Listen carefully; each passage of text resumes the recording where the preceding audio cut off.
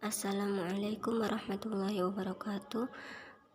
Alhamdulillahirrabbilalamin. Wassalatu wassalamu ala asrafil anbiya'i wal mursalin wa ala alihi wa sahbihi ajma'in. Amma ba'du. Perkenalkan, saya Meli Satriani dari Universitas Islam Negeri Sumatera Utara.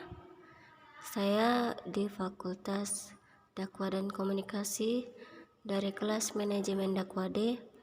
Adapun tujuan saya membuat video ini untuk memenuhi persyaratan tugas ujian akhir semester saya dengan mata kuliah Pancasila dan dosen pengampu Dr. Randus Sapril MPD. Di sini saya akan menjelaskan secara singkat untuk materi perkuliahan Pancasila.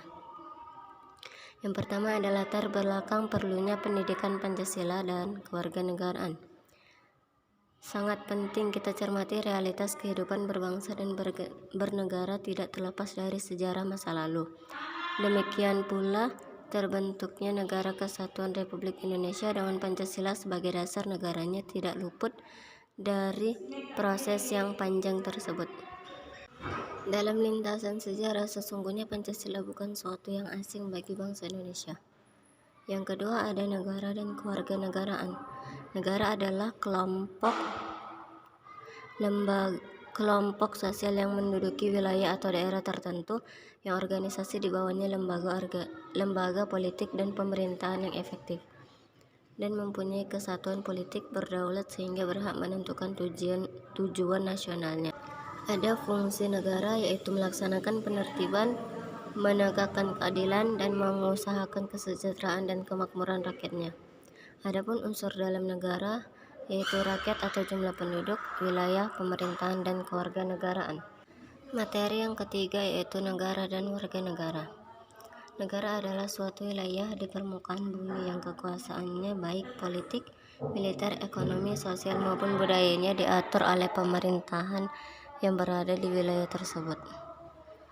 Warga negara merupakan terjemahan kata citizens yang mempunyai arti warga negara, petunjuk dari sebuah kota, sesama warga negara, sesama penduduk, orang setanah air, bawahan, atau kaula.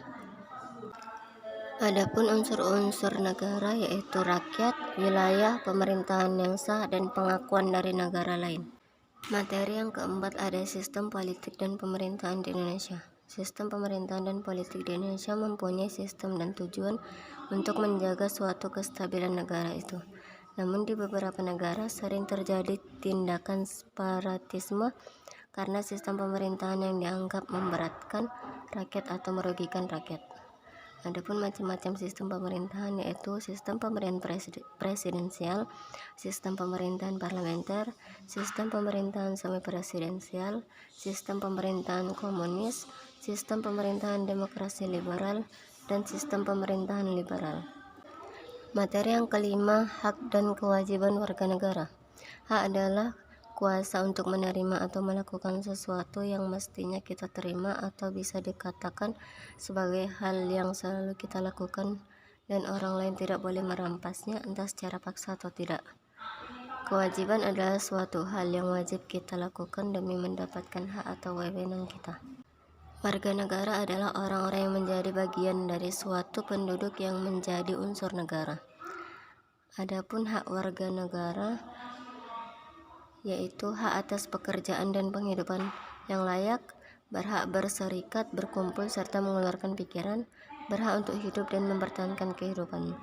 Ada juga kewajiban warga negara yaitu ikut serta dalam upaya pembelaan negara, menghormati HAM orang lain, menjunjung tinggi hukum dan pemerintah.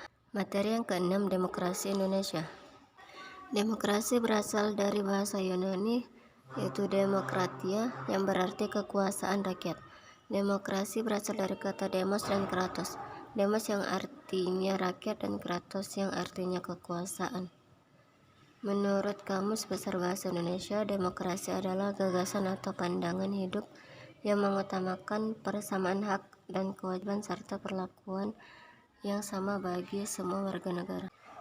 Ada jenis-jenis demokrasi yaitu demokrasi langsung, merupakan sistem demokrasi yang memberikan kesempatan kepada seluruh warga negaranya dalam permusyawaratan saat menentukan arah kebijakan umum dari negara atau undang-undang. dan ada juga demokrasi tidak langsung, yaitu sistem demokrasi yang dijalankan menggunakan sistem perwakilan. Materi yang ketujuh, konstitusi. Kata konstitusi berasal dari pembentukan, yang berasal dari bahasa Prancis constituer, yang berarti membentuk. Yang dimaksud dengan membentuk di sini adalah membentuk suatu negara. Maka konstitusi mengandung permulaan dari segala peraturan mengenai suatu negara. Istilah tersebut muncul karena Prancis yang pertama kali membahas teori konstitusi sebagai cabang ilmu pengetahuan yang dilatar belakangi gejala-gejala sosial. Materi yang ke-8 yaitu HAM atau hak asasi manusia, merupakan hak yang melekat pada diri manusia yang bersifat kodrati dan fundamental sebagai suatu anugerah Allah yang harus dihormati, dijaga, dan dilindungi oleh setiap individu, masyarakat, atau negara. Materi yang ke-9 yaitu otonomi daerah dalam kerangka Negara Kesatuan Republik Indonesia. Pengertian otonomi secara etimologi yaitu berasal dari bahasa Yunani, asal katanya yaitu autos yang artinya sendiri dan nomos yang artinya aturan. Pengertian otonomi daerah adalah kewenangan untuk mengatur sendiri kepentingan masyarakat atau kepentingan untuk membuat aturan guna mengurus daerahnya sendiri. Materi yang terakhir yaitu pendidikan anti korupsi. Pendidikan anti korupsi adalah usaha sadar dan terencana untuk mewujudkan proses belajar mengajar yang kritis terhadap nilai-nilai anti korupsi.